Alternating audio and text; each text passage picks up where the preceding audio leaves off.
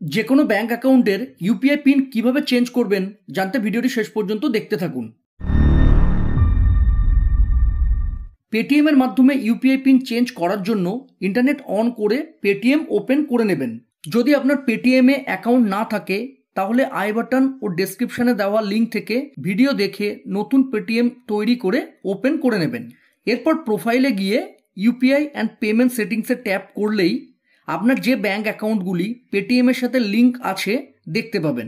অন্য bank account add bank অ্যাকাউন্টে tap করে লিঙ্ক করতে পারেন। যাই হোক, লিঙ্ক থাকা ব্যাঙ্ক অ্যাকাউন্টগুলির মধ্যে যেটির ইউপিআই পিন চেঞ্জ করতে চান সেটির উপর ট্যাপ করবেন। এরপর ইউপিআই পিন চেঞ্জে ট্যাপ করে I remember my old UPI পিনে ট্যাপ করবেন। এরপর আপনার পুরনো ইউপিআই পিনটি এখানে দিয়ে টিক করবেন। এখানে একটি নতুন ইউপিআই পিন দিয়ে টিক করবেন। নতুন ইউপিআই পিনটি এখানে আর একবার দিয়ে কনফার্ম করবেন। তাহলেই আপনার ইউপিআই পিন সাকসেসফুলি চেঞ্জ হয়ে যাবে।